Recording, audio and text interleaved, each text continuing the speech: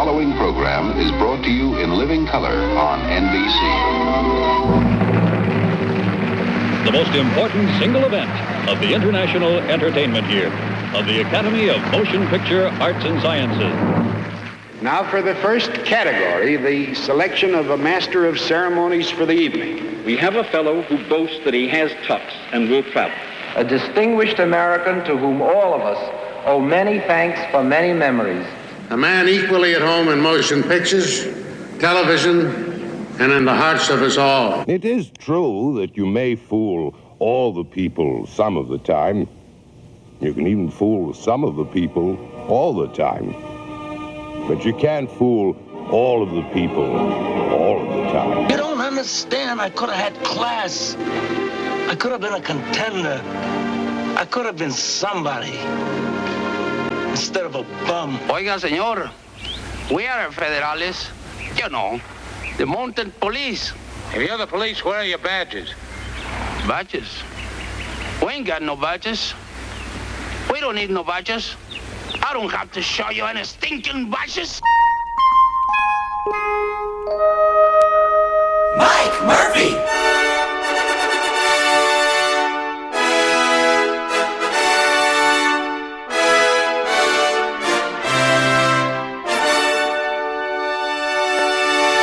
Man, woman, earth, death, infinity.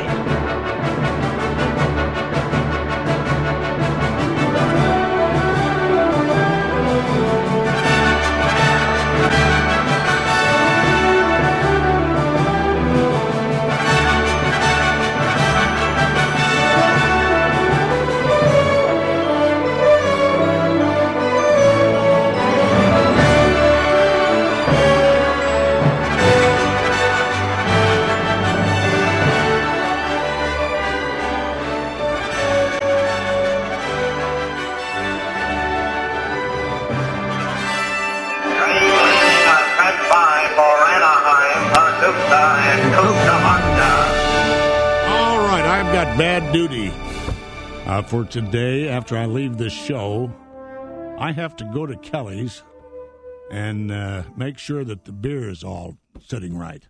But they've ordered enough. If they've ordered enough, and I've got to water the shamrock a little bit to see if everything is good over there. And one of the Kellys was supposed to call in this morning to make sure that everything is the pump has been properly primed. So for Friday, I've got my space suit out. I've got my alien head and the antenna on it are all set, and then my silver space suit that I'll have on. So we're getting all ready for that. That's really going to be fun. Andy? Yes. We're out of time on this show. I've got to play the Larry King thing again. I know. When do you want to do that? I think today. You think today we should do that? Yep. When do you want to do it? You want to do your little thing now and come back and do it? Do what little thing? Take a little break. I'm waiting for Pat to call back. Now there's too much on the plate now. It's getting big. And this is the only day we really have to goof around. Well, tomorrow we can goof around a little bit with Marilyn. Yeah, we can goof with her, I guess. Yeah. We can always goof with Marilyn. Kansas City loves to talk with Mike Murphy on Kansas City's talk station. Talk Radio 710 KCMO.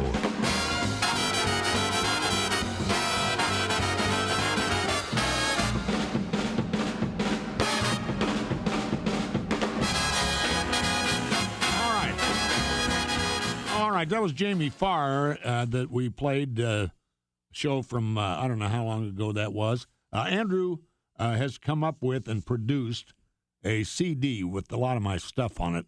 Your early stuff. And it's really beautiful. It's got a great picture of me on the front of it.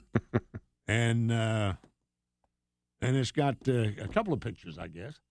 And this CD is big time looking, isn't it? It looks good. They did a good job. It has a pamphlet that goes with it. And Andrew wrote the introduction. The liner notes for it. The liner notes. And I'd never seen that before or read it. You hadn't? I just saw it this morning, yeah. And I asked you to read it and read it on the air what what you said on the liner notes. The opening jacket says, how a piece of music and Mike Murphy intersects 3 lives. And I wrote, I've been quite fortunate to have listened to Mike Murphy since I was 7. And I say that not disrespectfully, but in fact with a great deal of respect, for you see, my mother, Lou, had me listening to Mike Murphy, and I never forgot his voice, personality, and magnetism. I then went through my rock and roll period and listened to the music of my time. However, when I got to college, I listened to Murphy in the afternoon when my classes for the day were through, and I've been listening ever since. Murphy played a piece of music titled Ballet in Brass, written by the great Vic Schoen. Vic Schoen was the arranger for the Andrews Sisters and Danny Kaye and Patti Page, Bob Hope, and countless others. The composition was, as I called it, the gassiest piece I ever heard.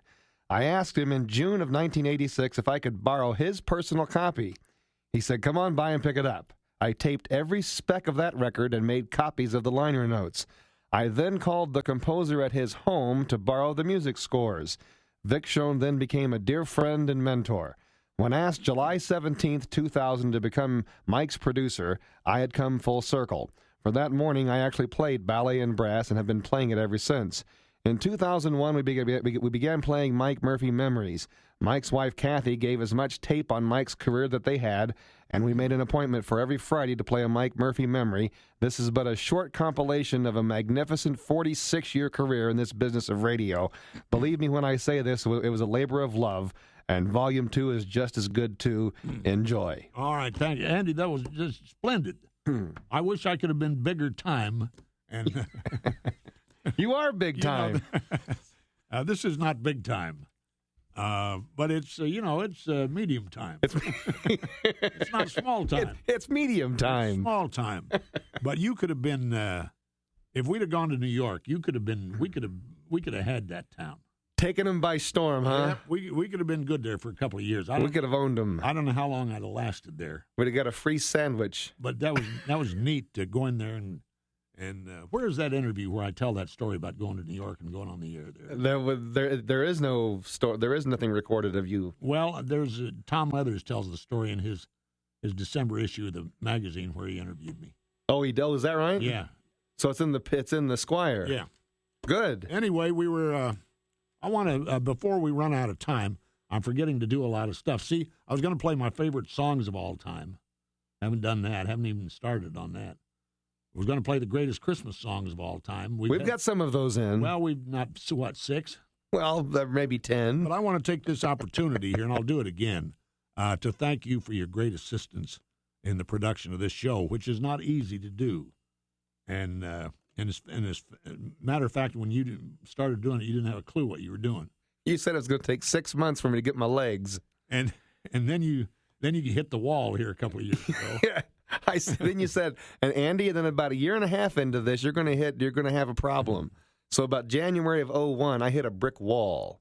Or 02, January of 02, I hit a brick wall. I couldn't book a guest. I couldn't get anything done. Didn't have an idea. Didn't have anything. Just awful. So you've been with me, and it's happened to every producer I've ever had, so I know how that goes. But you've been with me now 4.5 years. 4.5. And that's longer than anybody else ever did it.